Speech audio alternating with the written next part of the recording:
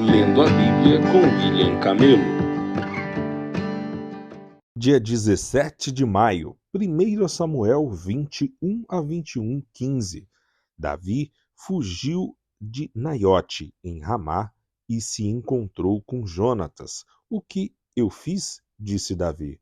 Qual é o meu crime? Que pecado cometi contra seu pai, para que ele esteja tão decidido a me matar? Isso não vai acontecer, respondeu Jonatas. Você não será morto. Ele sempre me conta tudo o que pretende fazer, até mesmo as coisas de pouca importância. Sei que meu pai não esconderia de mim algo desta natureza. Não é assim. Então Davi fez um juramento diante de Jonatas. Seu pai, sabendo muito bem de nossa amizade, disse a si mesmo: Não contarei a Jonatas, ele ficaria magoado.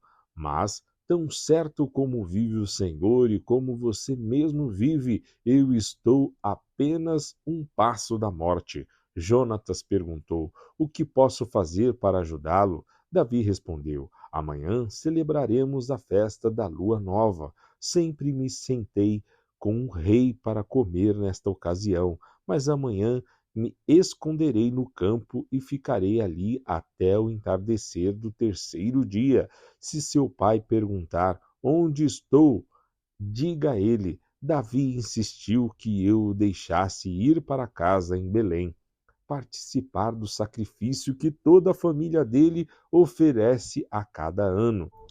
Se ele disser, está bem, então você saberá que eu não corro perigo, mas se ele se enfurecer, você saberá que ele está decidido a me fazer mal.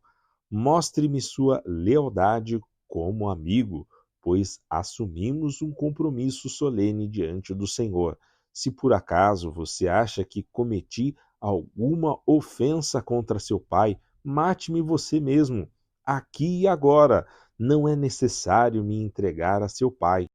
Nunca! Exclamou Jonatas.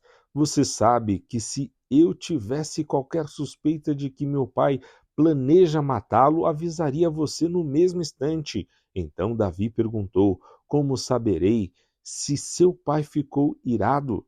Jonatas respondeu: Venha ao campo comigo. E os dois foram juntos para lá. Então Jonatas disse a Davi: Prometo diante do Senhor, o Deus de Israel, que amanhã ou no máximo depois de amanhã, a esta hora conversarei com meu pai e avisarei você logo em seguida do que ele pensa a seu respeito. Se ele falar a seu respeito de modo favorável, informarei a você, mas se ele estiver irado e quiser matá-lo, que o Senhor me castigue severamente se eu não avisar você para que possa escapar em segurança.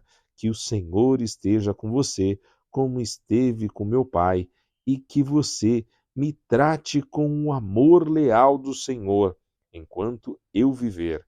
Mas se eu morrer, trate minha família com esse amor leal, mesmo quando o Senhor eliminar da face da terra todos os seus inimigos. Então Jonatas assumiu um compromisso solene com Davi e sua descendência e disse: Que o Senhor destrua todos os inimigos de Davi. E Jonatas fez Davi reafirmar seu juramento de amizade, pois Jonatas o amava como a si mesmo. Então Jonatas disse: Amanhã celebraremos a festa da lua nova. Darão por sua falta quando virem que seu lugar à mesa está vazio. Depois, de manhã, ao entardecer, vá ao lugar onde você se escondeu antes e espere ali, junto à pedra de Ezel. Eu sairei e atirarei 3 flechas para o lado da pedra, como se atirasse num alvo. Então mandarei um ajudante trazer de volta as flechas. Se você me ouvir dizer a ele: As flechas estão deste lado, saberá que tão certo como vive o Senhor, que tudo está bem e que não há perigo algum. Mas se eu disser a ele: Vá mais para frente, as flechas estão adiante, significará que você deve partir de imediato, pois o Senhor o manda ir embora. E que o Senhor nos ajude a preservar para sempre o forte laço de amizade que existe entre nós. Então Davi se escondeu no campo e, quando começou a festa da lua, o rei sentou-se para comer, ocupou seu lugar de costume, encostado à parede, com Jonatas sentado diante dele e Abner ao seu lado. O lugar de Davi, porém, ficou vazio. Saul não disse nada sobre isso naquele dia, pois pensou: deve ter acontecido algo que deixou Davi cerimonialmente impuro. Mas quando o lugar de Davi também ficou vazio no dia seguinte, Saul perguntou a Jonatas: por que o filho de Jessé não veio para a refeição nem ontem nem hoje? Jonathan respondeu: Davi me pediu com insistência para ir a Belém. Disse: por favor, deixe-me ir, pois nossa família oferece um sacrifício na cidade. Meu irmão exigiu que eu estivesse presente, portanto, peço que me deixe ir ver meus irmãos. Por isso ele não está aqui à mesa do rei. Saul se enfureceu com Jonatas e disse: seu traidor, filho de uma prostituta, pensa que não sei que você quer que ele seja rei para sua própria vergonha e de sua mãe? Enquanto esse filho de Jessé viver, você jamais será rei. Agora vá buscá-lo para que eu o mate. Por que ele deve morrer? Perguntou Jonatas a seu pai. O que ele fez? Então Saul atirou sua lança contra Jonatas com a intenção de matá-lo. Com isso, Jonatas viu que seu pai estava mesmo decidido a matar Davi.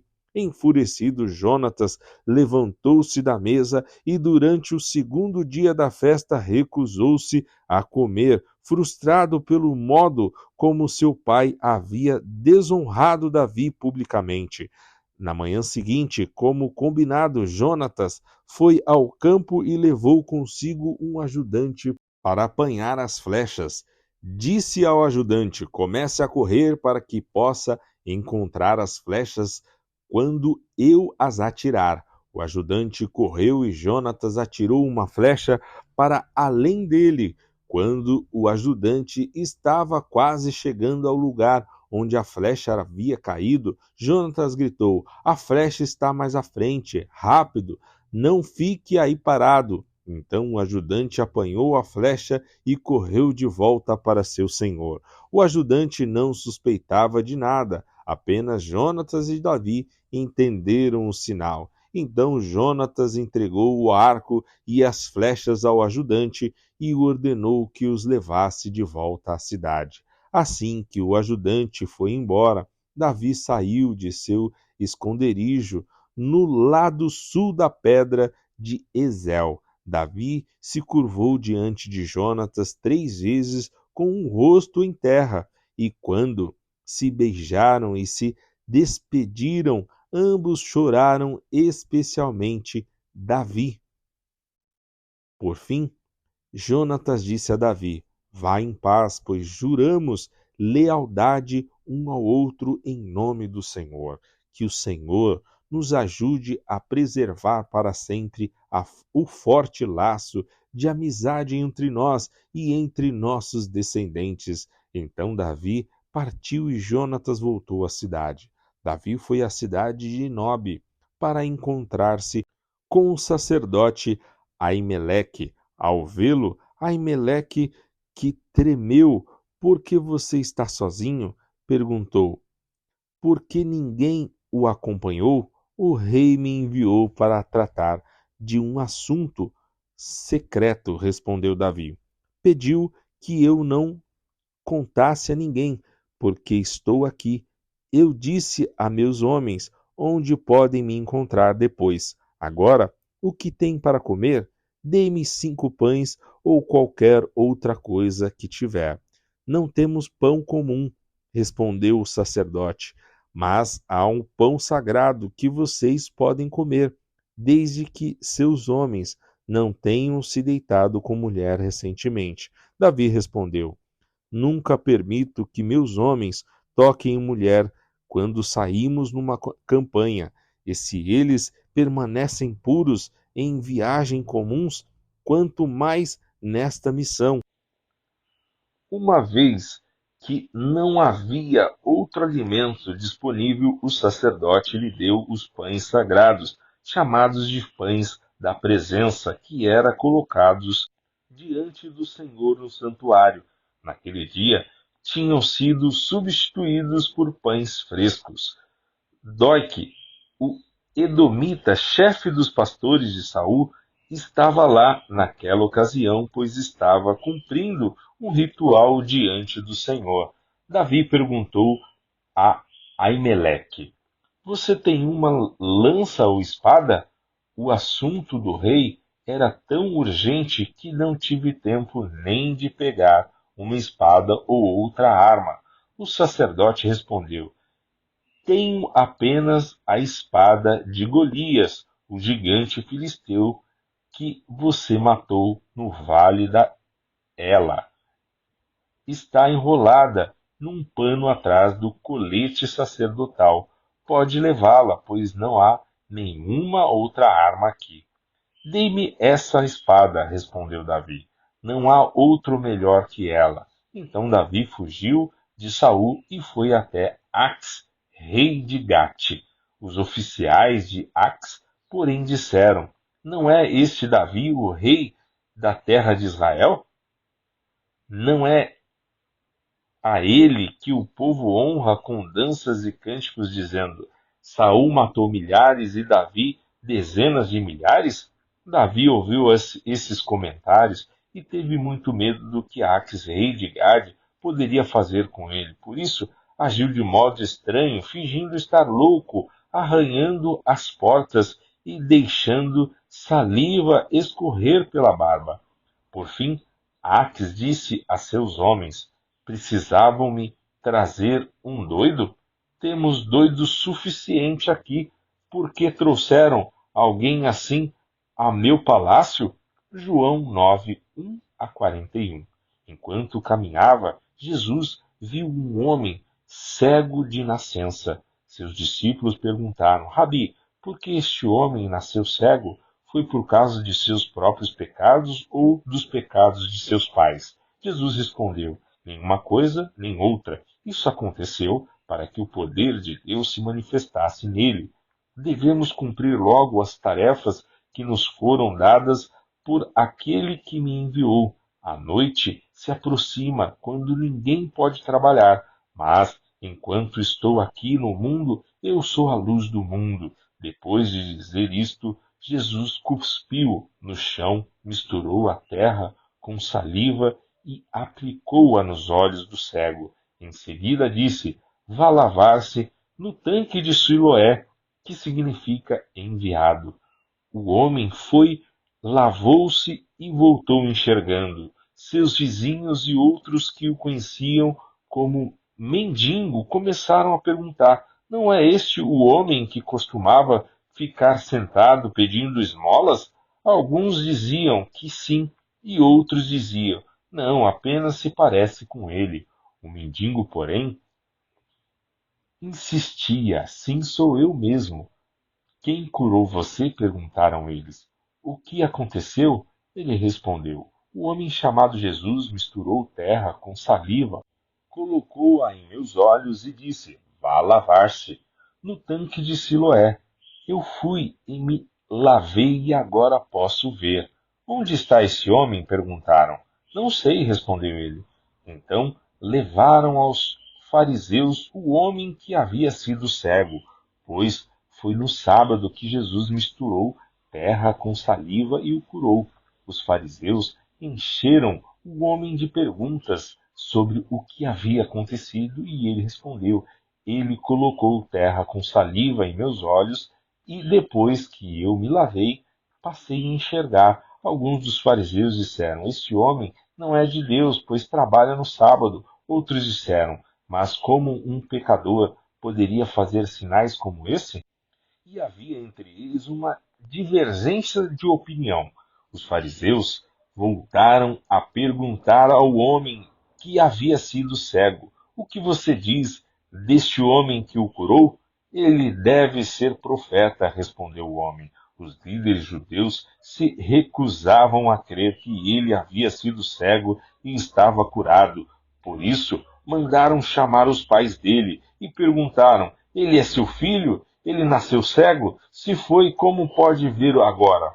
Os pais responderam: sabemos que ele é nosso filho e que nasceu cego, mas não sabemos como pode ver agora nem que o curou. Ele tem idade suficiente para falar por si mesmo.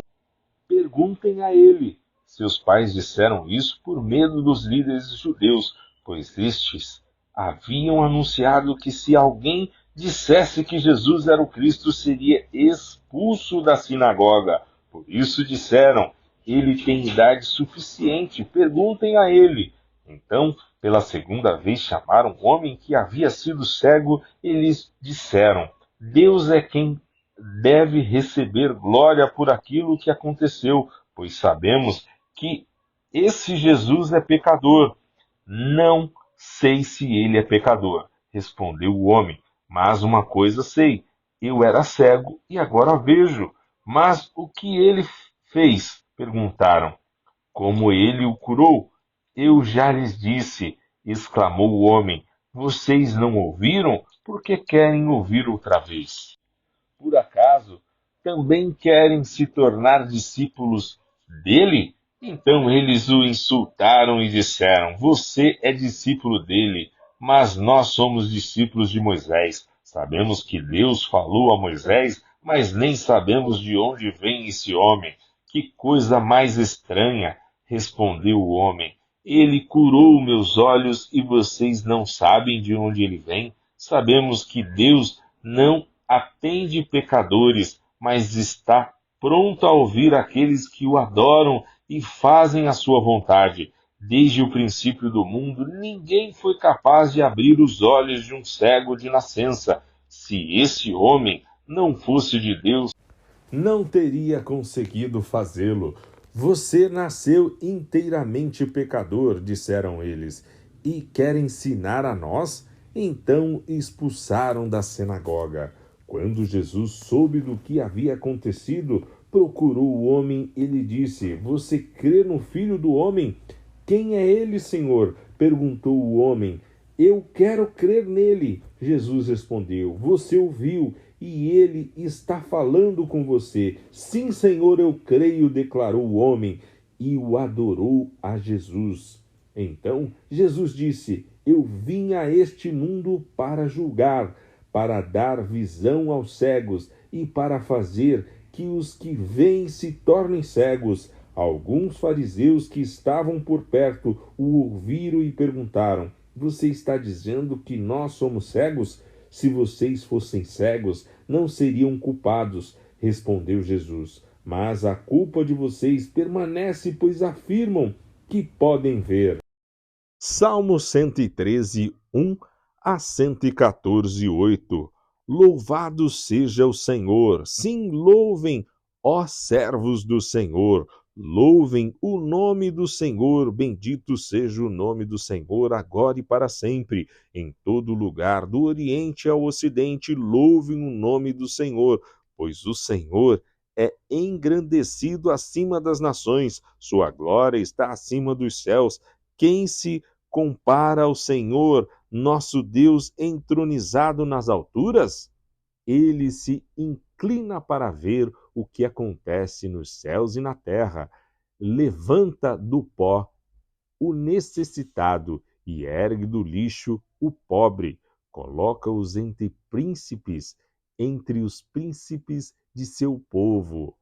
Dá uma família à mulher estéril e a torna uma mãe feliz.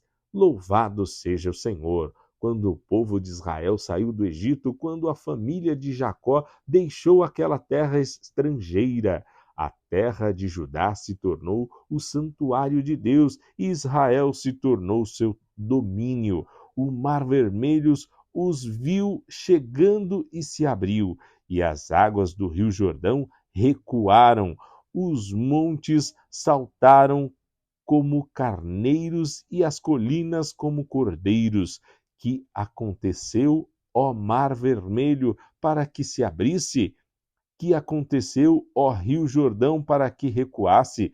Porque, ó montes, saltaram como cordeiros? Porque, ó colinas, saltaram como cordeiros? Estremeça, ó terra, na presença do Senhor, na presença do Deus de Jacó. Ele transformou a rocha em açude. Sim, do rochedo fez nascer uma fonte de água. Provérbios 15, 15 a 17. Para os aflitos, todos os dias são difíceis. Para o coração alegre, a vida é um banquete contínuo. É melhor ter pouco e ter o Senhor que ter uma grande tesouro e viver ansioso. Um prato de verduras ao lado de quem você ama é melhor que carne saborosa junto de alguém que você odeia.